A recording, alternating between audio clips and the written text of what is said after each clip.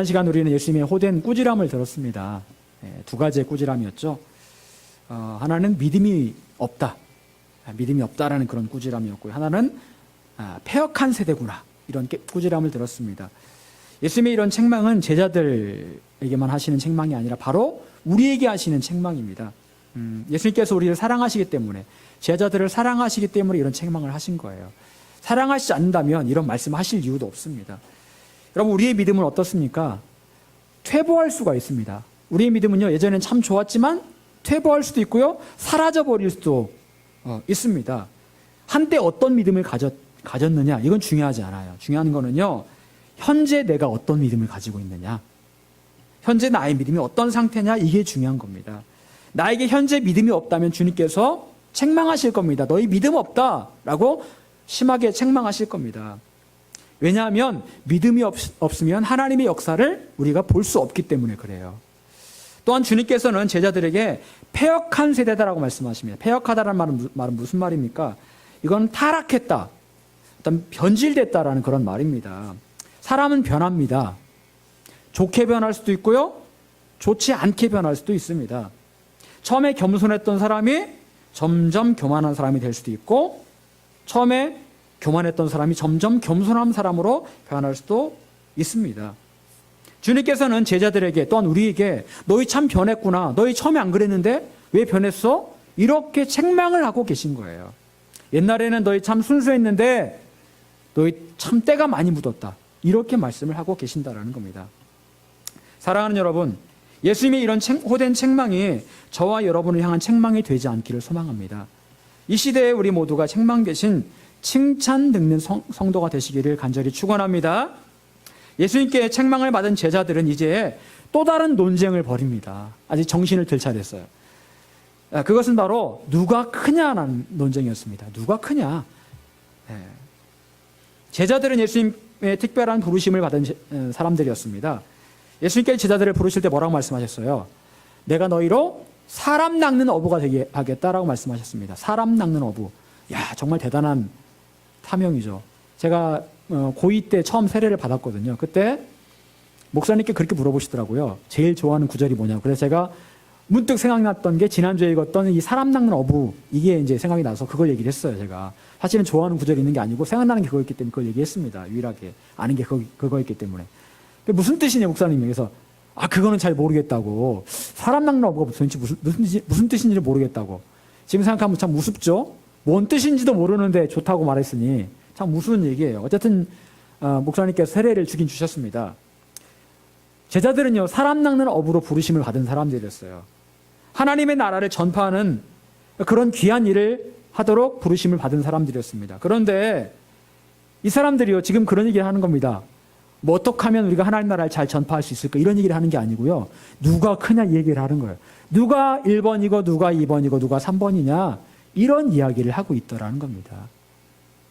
여러분, 사실 이거는요, 사람의 본능입니다. 어쩌면 동물의 본능이에요. 여러분, 동물들, 개들을 모아놓으면, 낯선 개들을 모아놓으면 어떻게 하는 줄 아세요? 싸웁니다. 왜 싸울까요? 서열을 정하려고 싸워요. 낯선 개들을 모아놓으면 막 싸웁니다. 서열을 정하려고. 동물이든 사람이든 그런 것 같아요.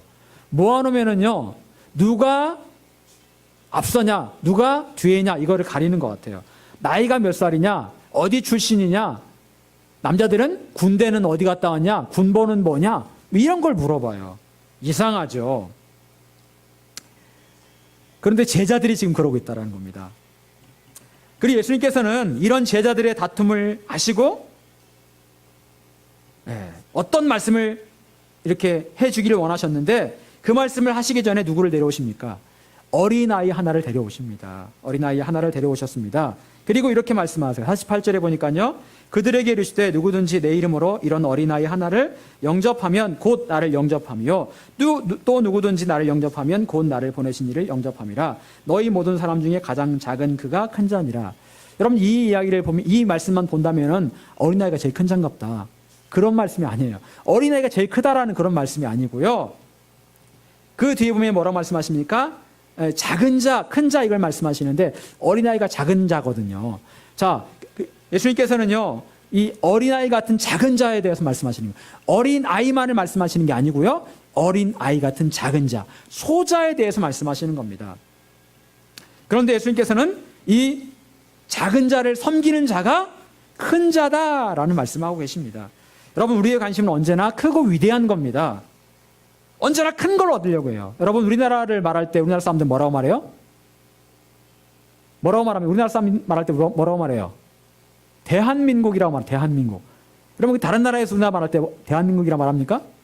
뭐라고 말해요? 한국이라고 말해요. 한국. 일본 사람들도 한국이라고 발음하고요, 중국 사람들도 한국이라고 발음해요. 대한민국이라고 말하는 그런 사람들은 우리나라 사람밖에 없어요. 클 때거든요. 여러분, 정말 우리나라가 정말 큰 나라입니까? 그렇게 큰 나라 아니에요. 영토도 작고요, 사람 숫자도 그렇게 크지 않습니다. 그런데 우리나라 사람들은 서로의 자신에 대해서 말하기를 대한민국이다라고 말을 합니다. 큰 걸 좋아하죠, 사실은요. 여러분, 사람들은요, 아이들이 이 나라의 미래다라고 말합니다. 그런데 미안하지만 아이들에게는 관심이 별로 없어요. 아이들은요, 어른들에 비하면 언제나 찬밥입니다. 찬밥. 장유유서라고 말을 하면서 어른 먼저 아이 그 다음. 교회 교인 숫자를 셀 때도요, 아이들은 안 칩니다. 작년 숫자 몇 명인데 이걸 물어봐요. 애들은 사람 아닙니까? 애들 숫자는 치지도 않아요. 근데 예수님께서는 누가 큰 자인지를 말씀하실 때 어린아이 하나를 데려오셔서 이렇게 말씀하시는 거예요. 이 어린아이를 섬기는 그 사람이 큰 자다, 이렇게 말씀을 하고 계십니다. 여러분, 우리는 큰 것에 관심이 많습니다. 그런데 예수님께서는 언제나 작은 것에 관심이 많으셨어요. 예수님께서는요, 소자에 대해서 말씀 많이 하셨어요. 소자, 작은 자. 소자 하나를 실족해 하면 어떻게 하는 게 낫다고요? 연자맷돌을 목에 걸고 바다에 빠진 게 낫다라고 말씀하셨어요. 100마리의 잃은 양 가운데 한 마리의 잃은 양이 있으면 목자가 어떻게 한다고요? 그 양을 찾아서 온 들판을 헤매고 다니다 그 양을 찾으면 어깨에 메고 와서 너무너무 기뻐서 잔치를 벌인다고 했습니다. 그 작은 어린 양 한 마리가 정말 소중하다라는 거예요. 예수님의 이런 말씀은 사람들의 일반적인 상식을 깨는 그런 말씀이죠. 하지만 본문 가운데 제자들이나 우리는 여전히 큰 것에 관심이 많다라는 거예요. 큰 것이 좋은 거고, 그리고 큰 것을 얻기 위해서 모든 노력을 다하는 것이 바로 우리 자신의 현실입니다. 여러분, 우리는 오늘 예수님이 이 말씀을 통해서 하나님 나라에서 정말 중요한 가치가 무엇인지에 대해서 살펴보기를 원합니다. 첫 번째, 예수님께서는 내가 소자에 관심 갖기를 원하신다라는 겁니다. 예수님께서는 내가 소자에 관심 갖기를 원하신다. 여러분, 방금 전에 말씀드렸듯이 우리가 예수님의 행적을 주의 깊게 살펴볼 때 우리는 예수님께서 무엇에 관심이 많으셨는지를 알 수가 있습니다. 예수님께서는 언제나 남들이 관심 갖지 않는 사람들을 생각하셨어요. 예수님 당시에 사마리아는 어떤 땅이었습니까? 사마리아는 유대인들이 경멸하는 그런 지역이었어요. 이방인들과 피가 섞였기 때문에 유대인들이 사마리아 사람들을 아주 경멸했습니다. 그래서 갈릴리 지방으로 갈 때 사마리아 지역으로 가면 지름길이거든요. 그리로 안 가고요, 일부러 돌아서 요단강을 따라서 돌아가는 길로 가는 거예요. 사마리아를 안 가기 위해서. 그 정도로 사람들이 사마리아 사람들을 싫어했습니다. 근데 예수님께서, 메시아로 오신 예수님께서 그 사마리아로 들어가십니다. 그리고 우물가에서 한 여인을 만나십니다. 그 여인은 더더군다나 사람들에게 외면받는, 천대받는 여인이었습니다. 어느 누구도 상대하지 않는 그런 사람이었어요. 그 예수님께서는 그 여인과 따뜻하게 이야기하셨습니다. 그리고 그 여인에게 있던 외로움과 영적 갈증을 해결해 주셨습니다. 여인은 어떤 사람입니까? 소자예요. 아무도 관심 갖지 않는 작은 자, 소외받는 자, 사람들이 경멸하는 사람. 하지만 진짜 도움이 필요한 사람, 바로 소자였습니다. 그 소자를 예수님께서 찾아가신 거예요. 그럼 세리 삭개오는 어떤 사람이었습니까? 삭개오는요, 소자보다 못한 죄인이었어요. 아주 죄인이었습니다. 그런데 예수님께서는 뽕나무 위에서 호기심으로 예수님을 내려다보던 그 삭개오를 보셨고, 삭개오와 대화하셨고, 삭개오의 집에 친히 들어가셨습니다. 이 일로 많은 사람들로부터 나쁜 소문을 예수님께서 듣게 되셨습니다. 하지만 전혀 개의치 않으셨어요. 예수님께 중요한 것은요, 크고 영향력 있는 사람을 만나는 게 아니었어요. 남들 눈치 보는 거 아니었습니다.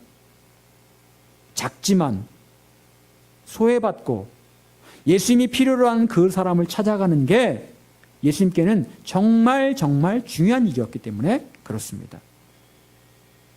여러분, 우리가 이 땅에서 하나님께로부터 받은 사명을 어떻게 감당할 수 있을까요? 나보다 큰 사람? 내가 도움을 받을 수 있는 사람? 내가 의지할 수 있는 사람? 그런 사람을 찾아가는 게 내가 이 땅에서 잘 살아가는 걸까요? 세상 사람들은 그렇게 살려고 합니다. 연주를 되려고 해요. 어떻게 하든지 연주를 되려고 합니다. 학연, 지연, 혈연, 온갖 연주를 다 되려고 해요.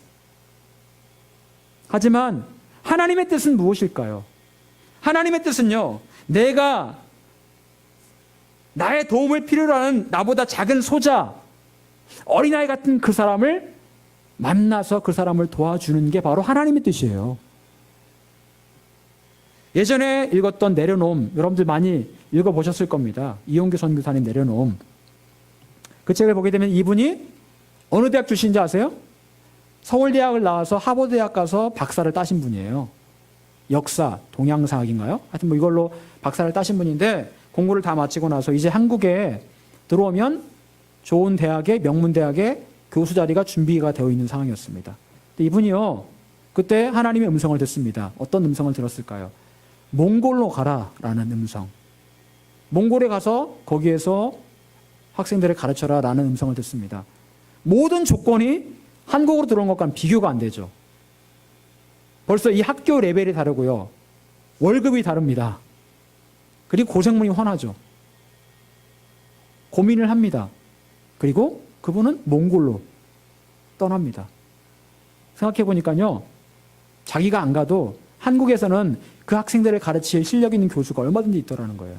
그런데 내가 안 가면 몽골에는 그들에게 도움을 줄 사람이 그렇게 많지 않더라는 거예요. 그래서 그분이 자기를 필요로 하는 그 사람들에게로 하나님의 음성을 듣고 떠났다라는 겁니다. 그래서 우리가 그분의 책을 읽으면서 감동이 되는 거예요. 여러분, 하나님께서 여러분을 사명의 자리로 이끌어 가신다면 그 사명의 자리는 어딘지 아십니까? 여러분의 도움을 필요로 하는 사람들이 가득한 그곳이 바로 사명의 자리예요. 내가 도움받을 수 있는 곳, 그곳이 사명의 자리가 아닙니다. 어떤 분이 그러시더라고요. 어떤 큰 교회 말씀을 하세요. 부산에 있는 큰 교회 있잖아요. 그 교회 일을 하시면서 자기가 그 큰 교회를 다녔었는데 거기 가니까 되게 좋더라는 거예요. 거기 가니까 못도 있고 해가지고 되게 좋더라는 거예요. 자기가 누릴 혜택이 되게 많더래요. 그래서 그 교회가 되게 좋았다는 그런 말씀을 하시더라고요. 그리고 예전에 다녔던 서울의 큰 교회, 거기 얘기를 또한 하시는 거예요. 여러분, 물론 그것도 의미가 있을 수 있습니다. 네, 내가 도움받을 수 있는 곳에 가서 도움받고 그러는 것도 참 좋아요. 하지만 더 좋은 거는요, 나의 도움을 필요로 한 그곳에 가서 내가 나보다 작은 자를 도울 수 있다면 그것만큼 더 의미가 있는 것은 없을 겁니다. 주님께서 그렇게 살아가셨거든요. 여러분, 어린아이의 특징은 뭘까요? 어린아이는요, 누군가의 도움을 필요로 하는 사람들이에요. 누가 도와주지 않으면 혼자 설 수 없는 게 어린아이예요. 근데 예수님께서는 그런 어린아이를 영접하라라고 말씀하세요. 받아들여라, 웰컴해라, 환영해라.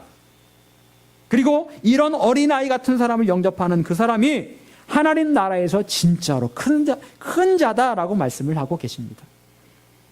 예수님의 공생애에서 예수님께서 만나셨던 사람들의 공통점 분명합니다. 하나같이 그들 모두는 예수님을 필요로 하는 사람들이었어요. 예수님이 필요한 사람들을 예수님께서 찾아가신 겁니다. 그들은 모두 영적으로 어린아이들이었고요, 소자였고요, 작은 자들이었습니다. 예수님께서 그들을 만나셨고 그들에게 필요한 복음과 하나님의 나라를 전하셨습니다. 그리고 제자들이 누가 크냐면서 서로 변론하고 있을 때 제자의 삶은 그렇게 사는 거 아니야. 누가 크냐? 그거 따지는 게 제자의 삶이 아니야. 제자는 나를 필요로 하는 영적 아이, 작은 자, 소자를 만나서 그에게 도움을 주는 작은 자가 되는 것, 그게 진짜 큰 자야. 주님께서 그 말씀을 하고 계시는 겁니다. 사랑하는 여러분, 지금 여러분은 어느 곳으로 부르심을 받았습니까? 여러분의 가정에서 누구를 배우자로 만났습니까? 여러분의 직장에서 누구를 직장 동료로 만나셨어요? 여러분의 교회 공동체에서 누구를 공동체의 일원으로 만나셨습니까? 하나님께서 여러분으로 하여금 왜 그 사람을 만나게 하신 걸까요? 왜요? 나 도움 받으려고요? 하나님께서 그 사람을 만나게 하신 이유는 명백합니다. 그 사람은요, 여러분의 도움을 필요로 하는 영적 아이예요. 여러분의 도움을 필요로 하는 소자입니다. 그래서 하나님께서 여러분을 그 자리에 두신 거예요. 하나님께서는 여러분이 그들을 영적으로 도울 수 있다고 생각하셨기 때문에 여러분을 그 자리에 있게 하신 거예요. 그런데 우리는 때로 나를 필요로 하는 그 영적 어린아이를 실족해 합니다. 그 소자를 실족해 해요. 내가 예수님을 믿는 사람이라는 것을 그가 분명히 알고 있는데 그 사람 앞에서 나의 부족함과 연약함을 보이고 때로는 그 사람의 도움이 되는 것이 아니라 그 사람을 이용하려고 합니다. 그래서 하나님의 영광을 가리는 경우가 얼마나 많은지 모릅니다. 여러분, 우리는 언제나 나를 왜 그 자리에 있게 하셨는지 그 하나님의 뜻을 잊지 않고 있어야 합니다. 우리가 하나님의 계획 가운데 있다면 아무것도 우연히 된 일은 없습니다.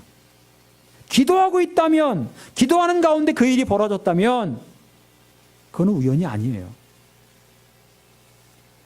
하나님의 뜻과 계획이 있는 겁니다.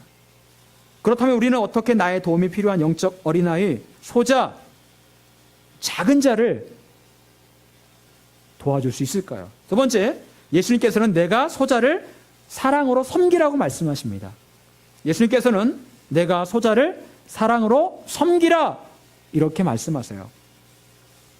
빌립보서 2장 3절 이렇게 말씀하고 있습니다.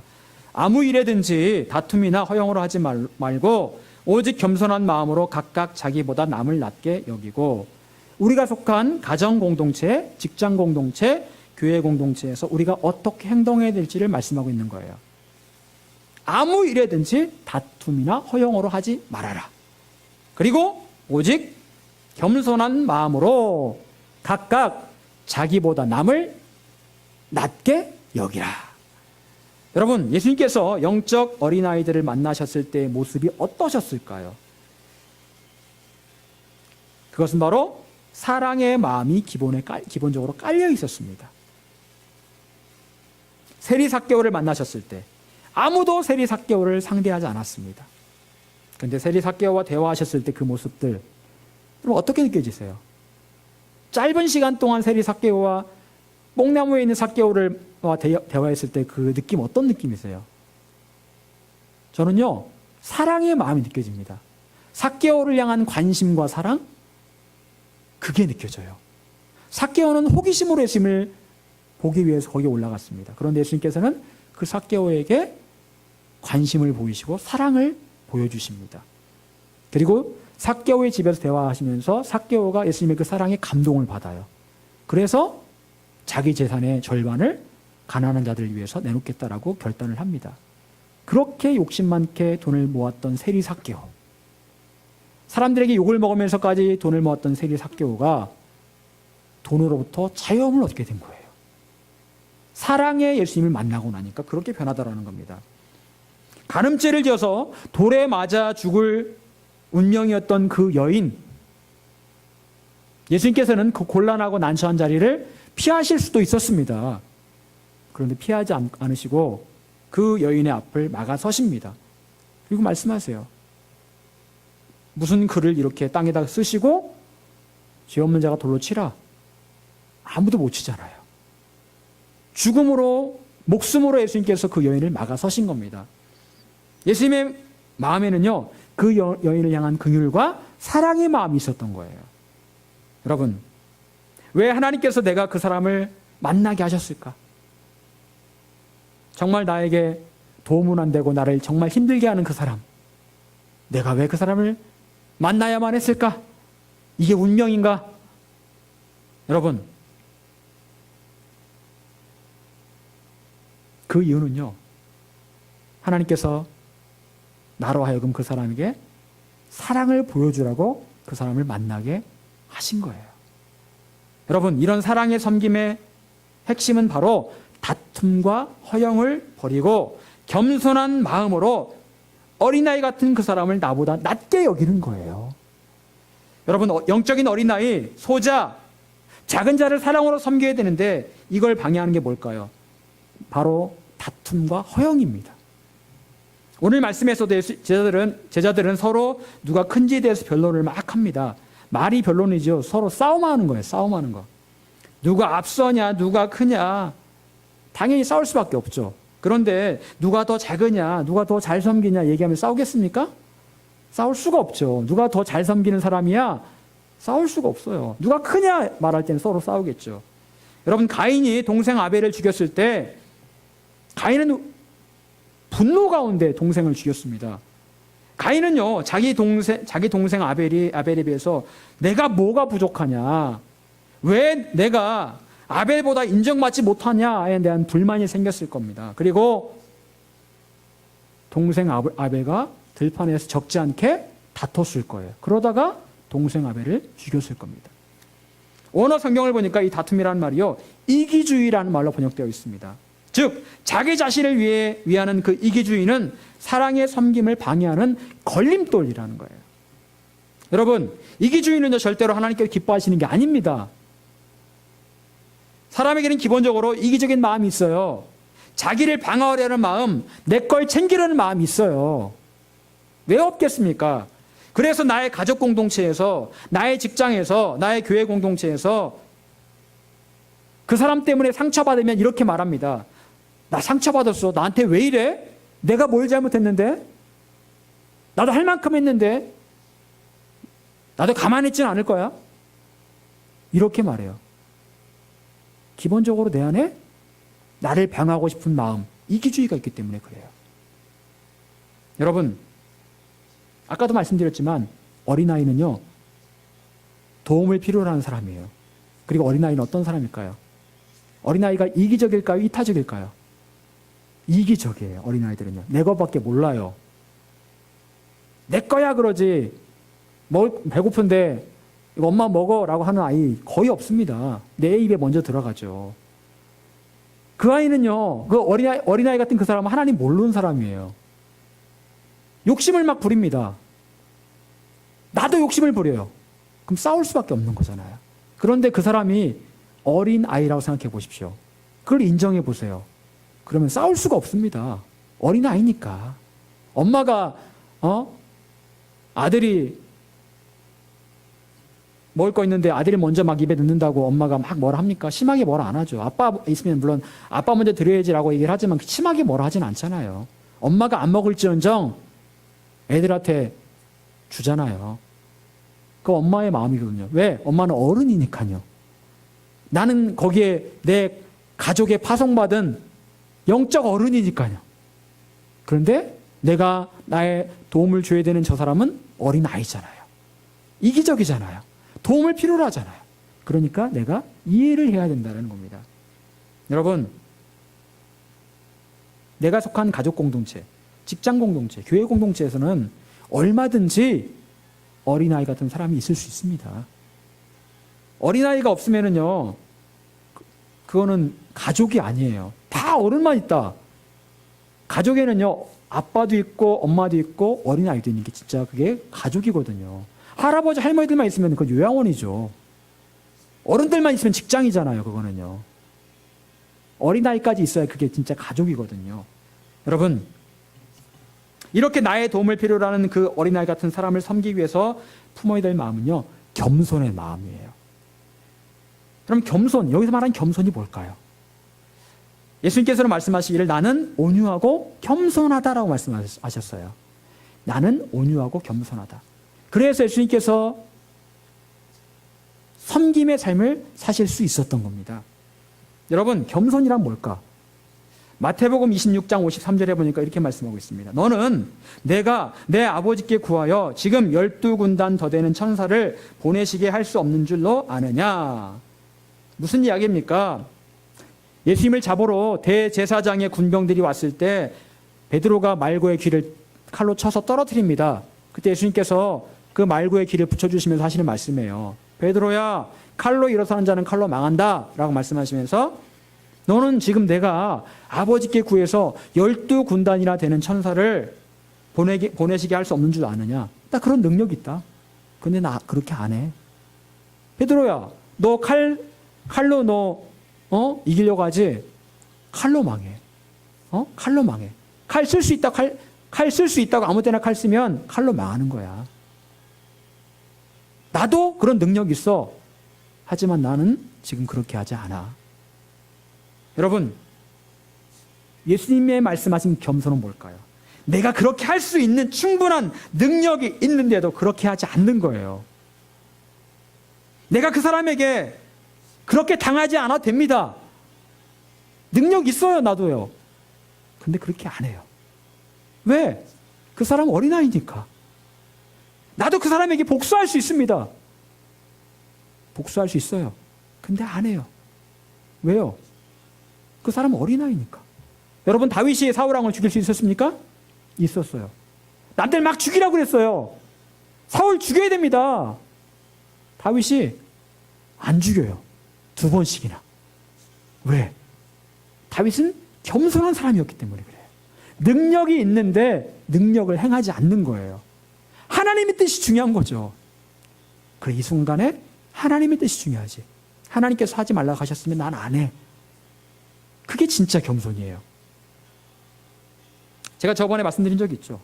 진정한 힘은 그렇게 할 수 있는데 하지 않는 것이라고요. 아빠와 어린아이가 달리기를 합니다. 아빠가 충분히 이기죠. 그런데요, 아빠가 그 아들에게 져줍니다. 아들은 지가 이긴 것 같아서 막 그냥 환호를 합니다. 진짜 아빠가 진 걸까요? 아니에요. 아빠 능력 있지만 아들을 위해서 아들 기 살려주려고 진 척한 거죠. 그게 진짜 능력이에요. 그게 바로 진짜 겸손입니다. 예수님께서는 어린아이 같은 소자를 영접하는 사람이 진짜 큰 자다라고 말씀하셨습니다. 세상 사람들은요, 어린아이 같은 약하고 어린 사람을 무시합니다. 무시해요. 그러면서 자기가 크다고 대수롭지 않게 자랑을 합니다. 막 자랑해요. 하지만 어린아이 같은 소자를 무시하고 짓누르는 그 사람은요, 진짜 큰 자가 아니고요, 정말 작은 자예요. 자기를 과시하기 위해서 자랑을 하는 거죠. 사실은 아무것도 없으니까 자랑을 하는 거예요. 이 사람, 약한 사람을 막 짓누르면서. 진짜 작은 자예요. 불쌍한 사람이죠. 예수님께서는요, 어린아이 같은 사람이 연약해서 충분히 내가 그 사람에게 힘을 쓸 수 있지만 그를 인정하고 받아주어야 진짜 큰 사람이다라고 말씀하시는 겁니다. 여러분, 왜 우리는 그렇게 해야 될까요? 내가 어린 그 사람을 사랑으로 섬겨주고 그 사람을 받아주었을 때 언젠가는 그 사람이 나를 통해 하나님의 사랑을 경험할 수 있기 때문에 그렇습니다. 우리는 그런 착각을 합니다. 내가 저 사람을 하나씩 받아주면 저 사람 나 우습게 보는 거 아니야? 나 무시하는 거 아니야? 이러다가 된통 당하는 거 아니야? 실제 예수님께서 베드로에게 당하셨어요. 그렇게 베드로를 사랑으로 섬기고 위해 주셨는데 베드로가 예수님을 막 욕하고 부인하고 당하셨어요. 그것만 볼 때는 이거는 너무나 뻔한 배신의 스토리예요. 야, 믿는 덕에 발등 찍혔다. 그렇게 보입니다. 정말 그게 끝이었어요. 새벽닭이 울자 울며 통곡을 하고 후회를 합니다. 그리고 그 이후로 베드로는 다시 예수님을 만나고요, 완전히 새 사람이 돼요. 예수님께서 부활 이후에 베드로 만났을 때 너 베드로, 너 그때 나한테 그랬지? 내가 다 기억하고 있어, 너. 너 그렇게 하지 마. 책망하지 않으셨어요. 그때는 오히려 아무 말씀 안 하시고 제자들에게 조반을 먹으라. 다 먹고 나니까 말씀하시는 겁니다. 네가 날 사랑하느냐? 네가 날 사랑하느냐? 네가 날 사랑하느냐? 베드로에게 3번의 물음을 하시면서 베드로가 주님, 저 주님 사랑합니다. 주님 아시잖아요. 주님 사랑합니다. 주님 사랑합니다. 그 3번의 고백을 통해서 3번 예수님 모른다고 부인했던 베드로의 그 실수를 사랑으로 감싸 안아주십니다. 책망하지 않으시고 사랑으로 안아주세요. 그리고 그 이후로 베드로가 어떻게 변했습니까? 주님을 위해서 순교를 당하기까지 이제 주님을 사랑하는 사람이 된 거예요. 여러분, 어린아이 같은 소자를 변화시키는 것은요, 결국 사랑입니다. 그 사람이 나를 배신해도 끝까지 그 사람을 사랑하면 결국 사랑이 그 사람을 변화시키는 거예요. 그래서 사랑은 죽음보다 강한 겁니다. 사랑은 그래서 위대한 거예요. 여러분, 하나님께서 나에게 영적 어린아이 같은 사람을 내가 속한 그 공동체, 가족 공동체, 직장 공동체, 교회 공동체로 보내신 이유가 있습니다. 그 사람을 사랑으로 섬기고 그래서 그 사람이 나를 통해서 하나님의 사랑을 경험하게 하기 위해서 나를 그곳에 보내신 거예요. 나는 이기적으로 행동하는 그 어린아이 같은 그 사람에게 충분히 못되게 복수할 수 있습니다. 하지만 일부러 그렇게 하지 않아요. 왜냐하면 그 사람은 어린아이이기 때문에 그래요. 아무것도 모르는 어린아이이기 때문에. 도움을 필요로 하는 어린아이이기 때문에 그렇습니다. 그래서 내가 그 사람을 사랑으로 섬기는 거예요. 그리고 내가 사랑으로 그 사람을 섬기게 된다면 결국 그는 언젠가 주님을 만나게 될 겁니다. 그리고 정말 새로운 사람으로 변화받게 될 거예요. 여러분, 세상은요, 어린아이 같은 사람에게 짓누르고 무시하고 갑질해라 라고 말할 겁니다. 저도 큰교회 목사님으로부터 갑질을 당했어요. 진짜. 하지만요, 하나님께서는요, 아무것도 모르는 그런 어린아이 같은 사람을 사랑으로 섬기라고 말씀하십니다. 그래서 큰 자가 되라고 말씀하세요. 사랑하는 여러분, 저도 여러분을 섬기기를 원합니다. 하나님께서는요, 여러분에게 누구를 섬기라고 말씀하고 계십니까? 여러분 주위에 누구를 도와주라고 말씀하고 계세요. 여러분이 영적인 눈을 열어서 여러분의 가족 공동체에서, 직장에서, 교회 공동체에서 사랑으로 그 영적 어린아이를 섬기시기를, 그래서 큰 자가 되시기를 간절히 축원합니다. 기도하겠습니다.